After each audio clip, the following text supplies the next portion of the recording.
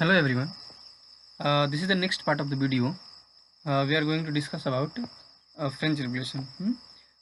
I have already tell you the basic meaning of the revolution.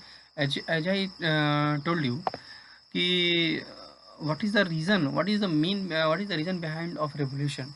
I have already tell you, and I have divided in revolution in four parts: social, economical, uh, political, social, economical, and intellectual.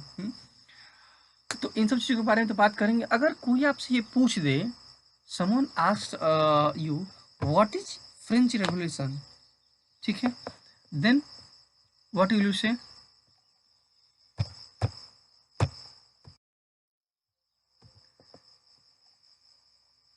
तो अगर कोई पूछे कि what is French Revolution, then you have to say a 10 year period of events in France from 1789 to 1799. Remember this number, this date, 1789 to 1799, that led to wide-ranging political and social changes and has had a huge impact on modern world. एक ऐसा दौर 1789 से 1799 तक का एक ऐसा दौर जिसने एक बहुत बड़े एक बहुत बड़े परिवर्तन को उत्पन्न किया, जिसका प्रभाव आज भी हमारे मॉडर्न भारत पे बहुत अधिक पड़ता है, जो जिसको हम एक फ्रेंच रिवॉल्यूशन के नाम से जानते हैं। अच्छा, इसमें हुआ क्या था? The revolution abolished monarchy, made French republic and ended in dictatorship in of Napoleon. अच्छा, इसको समझाने से पहले मैं एक आपको बात और समझाता हूँ। पहले ओवरव्यू में आपको समझाता हूँ चैप्टर का कि एक्चुअली इस लाइन का मतलब कहाँ से आप निकाल पाएंगे। हुआ क्या कि रिवॉल्यूशन हुआ, मैंने आपको रीजन बताया कि 4 रीजन थे, कुछ सोशल रीजन होंगे, कुछ इकोनॉमिकल रीजन होंगे, पॉलिटिकल रीजन होंगे। तो विल डिस्कस अबाउट एवरीथिंग। हम यहाँ पे पॉलिटिकल रीजन भी डिस्कस करेंगे, 4 रीजन में से पॉलिटिकल रीजन डिस्कस करेंगे। सो इफ मैं ये सब कहना चाहता था कि अगर कोई रीजन हुआ है, कोई चीज़ें डिवाइड हुई हैं, तो कुछ रीजन हुई होंगी। तो रीज़न क्या था कि पहले इस यहाँ पे फ्रेंच में बर्बन डेस्पॉट था। बर्बन वंश के राजा थे। ये चेंज होके लोगों ने इन्हें चेंज किया, और ये पहुंच कहाँ गया? नेपोलियन बोनापार्ट के पास। डिक्टेटरशिप ऑफ नेपोलियन, तानाशाह। ठीक, मतलब ये जब रेवोल्यूशन हुआ तो लोग को रिपब्लिक होना था, लेकिन ये डिक्टेटरशिप की तरफ चला गया। ठीक है, तो हम यहाँ पे ये सोच सकते हैं कि 360 डिग्री टर्न हुआ। बर्बन डिस्पॉट थे, डिस्पॉट मतलब निरंकुश थे, और फिर डिक्टेटरशिप आ गया, वो भी तानाशाह था। ठीक, किसी की उससे भी नहीं सुननी, किसी की भी, इन्हें भी नहीं सुननी। तो फिर वही प्रॉब्लम चीज़ें चेंज हुई।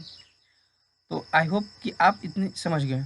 अच्छा, इसके 4 कॉज थे, जैसे मैंने आपको बताया था कि we have 4 cause: political, social, economical and intellectual. Okay, so firstly we will talk about the political cause.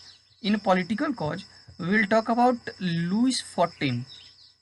पहले तो इसमें ये यहाँ के, अगर ये क्वेश्चन आ सकता है कि फ्रेंच रेवोल्यूशन के दौरान who was the king of the French revolution, या किस वंश का शासन था वहाँ पे? आपको इसका आंसर देना होगा, तो बर्बन डेस्पॉट, मतलब बर्बन वंश का वहाँ पे शासन था। बर्बन वंश में पहला है लुइस 14।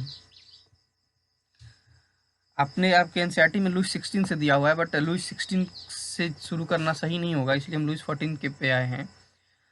लुइस 14 से कहा गया कि लुइस 14 एब्सोल्यूट डेस्पॉट थे, मतलब बिल्कुल, क्या बोलते हैं कि वो निरंकुश तानाशाह थे।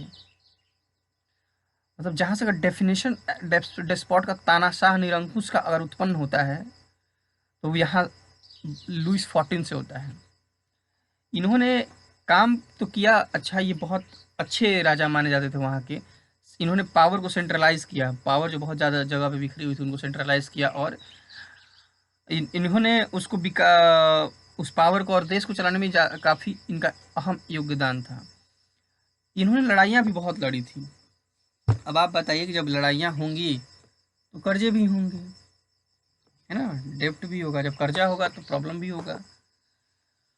तो एक इकोनॉमिकल कॉज यहाँ से उठ के आया था, यहीं से एक इकोनॉमिकल कॉज उठा था।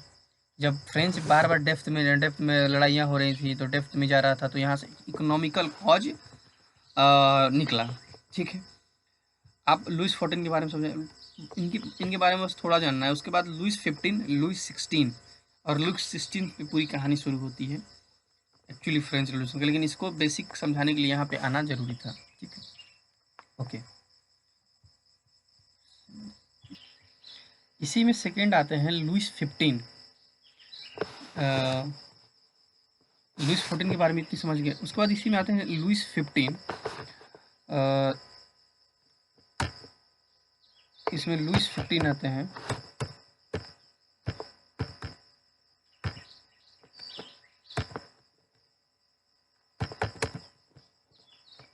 लुइस 15 इनके बारे में कहा जाता है कि ये लुइस 15 थे कब से, 1715 टू 1744 तक लुइस 15 थे। 1715 से 1744 तक ये इन्होंने इस पे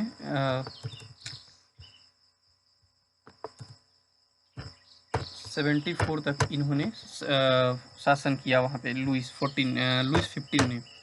ठीक है, इनके बारे में कहा जाता है कि ये इनके बारे में कहा जाता है कि इनकी वजह ये गुड शासक, अच्छे राजा नहीं थे।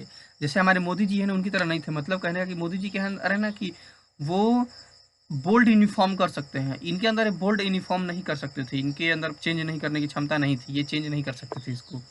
ठीक है, तो इस वजह से इनमें इनको और इन्होंने 7 साल तक वहाँ पे लड़ाइयाँ चली थी फ्रांस में, इंग्लैंड और अमेरिका की वजह से। तो उसकी वजह से बहुत ज़्यादा कर्जा हो गया था लुइस 15 से।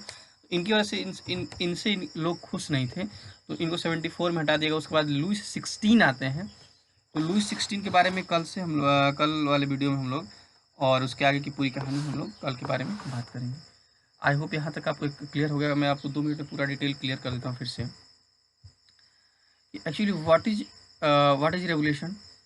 10 साल का एक पीरियड था 1789 टू 1799 तक। ठीक है, उसमें हुआ क्या कि मोनार्की से राजशाही से चेंज होकर फ्रेंच डिक्टेटरशिप नेपोलियन के पास चला गया। उसके बाद इसको हमने 4 भागों में डिवाइड किया गया, पॉलिटिकल, सोशल, इकोनॉमिकल, इंटेलेक्चुअल। उसके बाद इसमें आया है लुइस 14 जिनके बारे में बताया मैंने। उसके बाद Louis 15।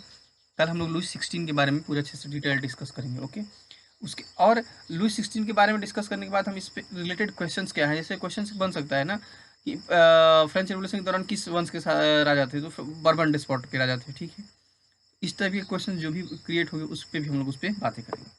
I hope this is clear to everyone. Thank you.